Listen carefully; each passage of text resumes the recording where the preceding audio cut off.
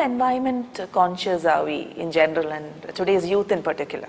Oh, today's youth is really very much environmental conscious, and I think the main reason of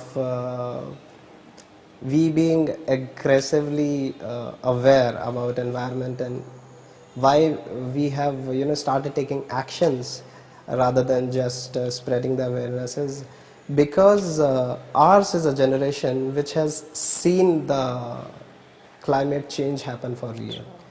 In past 6 to 7 years, the place where I live now in Bangalore, we ourselves have observed the temperatures going up, and last year the rainfall was not as per the patterns which usually should happen.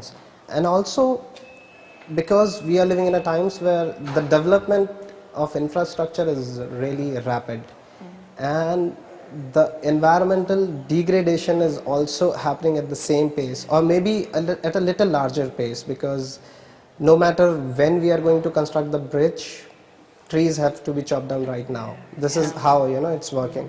So ours is a generation which has seen it in front of their own eyes, and I see every day the number of people who are using bikes, cycles are increasing on the road. The number of people who are actually started moving out of the normal race of having a big house and a big car and consuming more to more environmental conscious, sustainable models, and I think that's a greater understanding of the generation of the youth in general, that the actual happiness comes out of simplicity rather than not from a big car or a big house, which finally makes a huge impact on environment. So I think it's quite a golden time when it comes to the environmental revolution finally getting into action. That's a very positive note, but yes, how do we go ahead and spread this awareness? I think the awareness will come automatically. For youth as in general, we are always against the things which are told to us to do. So when we are in school, we are always told to keep quiet, but that's something which provokes more to talk. So I think rather than making more laws, more rules to get the work done, if we simply make people enough aware of what is happening around them, I think they are the best decision makers of whether it is the right thing to do or not. Does social media play a major role in spreading this awareness? Immensely. Social media is actually a lot action oriented rather than simply spreading the awareness. I myself post the pictures of our work which we are doing, and the stories of how we are converting barren lands into forest, and probably the kind of people I attract at the social media interfaces, whether it is Twitter or Facebook, is mainly youth, and they are the people who do not think a lot while taking action. So if it is something bad, again it may happen that people may take action even without fully understanding what's going on. But when it is coming to things which are positive, I have seen that because of social media, because of following a company like AFFOREST, many young guys have started making their own plantations or forest, or just coming together, making a small group of 10, 20, 50 people and planting some 100 saplings. That makes a huge difference if you look at it into the long term, or if you compare it with a lot of awareness but nothing getting converted into action. So social media is more direct. I think that is the reason why it gets converted into actions so easily. Okay. So you're able to mobilize a lot of people through this a network. Yes, in Bangalore there is a very active group which is again totally governed by Facebook groups or by emails.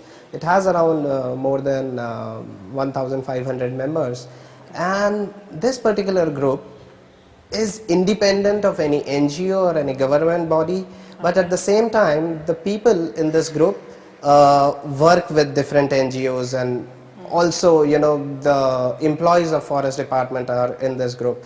So if there is I am giving an example that if there is a small post that I have this particular piece of land available in my colony, and we want to plant 20 trees here.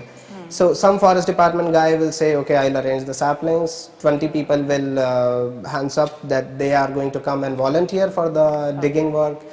Again, they'll source water from somewhere. So people come together and they themselves are taking action, rather than blaming the government, blaming everyone.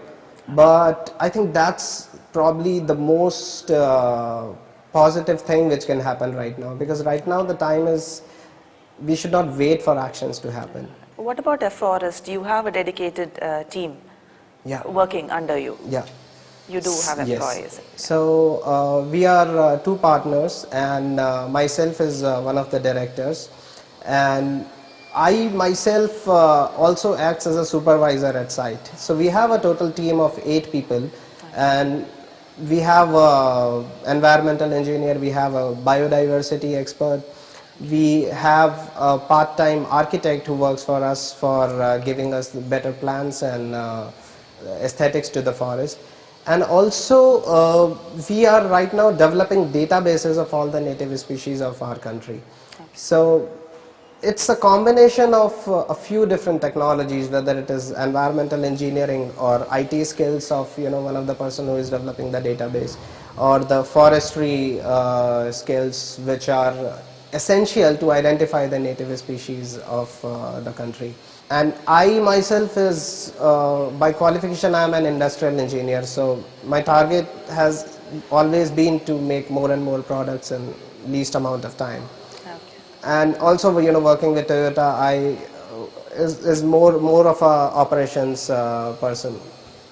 So I am quite a facilitator, to bring all these things together and get the show running. Yeah. Okay. I'm sure AFFOREST must be a fully engaging vocation. But is there time for other interests? Other interest as in, I do a little bit of cycling, and this is something which I was doing since lot before AFFOREST got started. And yeah, I do run marathons. The last one which I completed was in Oregon, Pondicherry. Okay. Yeah. Tell us a bit about your family. I belong to Uttaranchal, Nainital, and it's, if you know about Uttaranchal, it's a 64% forest cover. Yeah. So forest has always been very close to my place and my home and my school.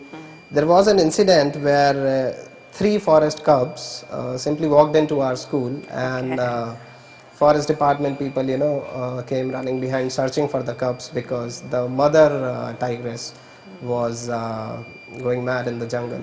So I have seen the forest and the environment being functional very close to the places where people live.